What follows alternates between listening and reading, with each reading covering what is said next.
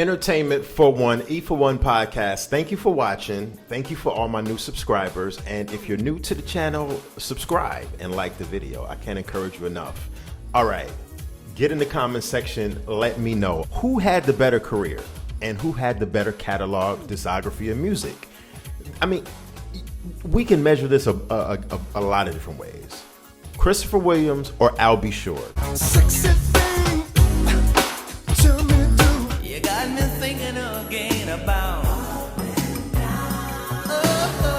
A lot of times we tend to compare these two men visually because a lot of people some people think that they're related, that they're cousins. They're not, because they're, around 6 feet tall, maybe like 5'10", 5'11", both light skinned. In their day, they had the quote unquote good hair with the curly box cuts and all of that. The ladies was going crazy over them. They were both affiliated with Uptown Records, so there's a lot of similarities and trajectories that these men's career and paths have gone on the last 20 some years. I mean, even most recently up until the last couple of years, and their health issues. Christopher Williams had a health issue, a couple years ago, and Al B. Sure has had a documented health issue. But as far as the music is concerned, that's what I'm here to talk about, the music. Christopher Williams' debut album called Adventures in Paradise came out in 1989, okay? Now that album was met with little to no fanfare, didn't have any hits on it, didn't have any big hits on it, didn't even have like a popular song on there actually.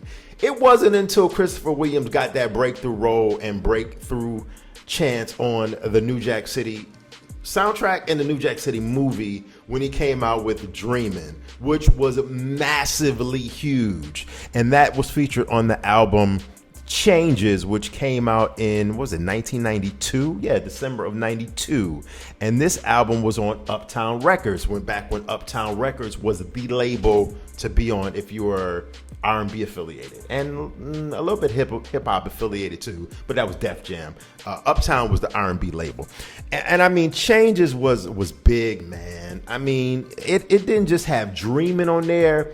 It had Every Little Thing You Do on there, which was a radio jam. The song, the video was very well shot, beautifully shot video. And to me, it had Christopher Williams' best song of all time. It's hard to beat Dreamin'. But Christopher Williams, my favorite Christopher Williams song, All I See. And that song was produced by Devontae of Jodeci. And All I See was just a ballad, Christopher Williams had that voice, that baritone, not as deep as Barry White, but he had that husky voice, that sound that is missing in R&B and soul music, especially R&B, especially the current state of R&B in 2024. And that album was just massively huge right there. As far as Christopher Williams' other albums, he really didn't have an album that fared well after that. Not a Perfect Man in 1995. That album had Dance For Me on it. I remember the video being played a lot on the box, the video music jukebox back in the day, the black and white vid.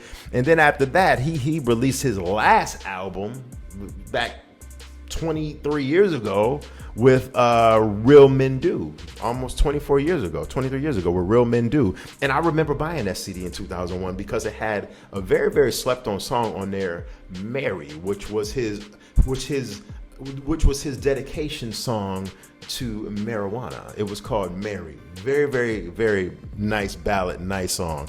And whereas Al B. Sure just had the hits, man. Al B. Sure came out the gate swinging, In Effect Mode. Also, it was on Warner Brothers, distributed through Uptown, which was a subsidiary of MCA, but he did like a little Uptown Warner Brothers, little collabo with his label Warner Brothers. He was on Uptown. And that album was just hit after hit after hit. So yes, Al B. Sure, if we talking who had the bigger albums and the bigger hits, of course we're going to say Al B. Sure. There's no comparison. After their first albums, which I think, of course, who had the better first album, Changes or In Effect Mode? Going with Al B. Sure right there because he had the bigger joints and the more. But Christopher Williams songs on his first album just hit different. just like Christopher Williams, I mean, all of Al B. Sure's other albums just straight up flopped. His second album, Private Times and the Whole Nine, Misunderstanding, was a modest hit. Then his third album, Sexy Verses, had a few joints on there. My joint was, how can we forget about the one jam? To me, this might be Al B. Sure, one of my favorite Al B. Sure jams of all time. I mean, Night and Day, of course, was an instant classic, but Right Now was such a sexy, sexy song. And I have a video somewhere on my channel talking about Al B. Sure's career and what happened to Al B. Sure's career. But I'm not gonna go too deep into it, but Right Now, very underrated, very lovely Al B. Sure song. Now I'm gonna turn it over to you.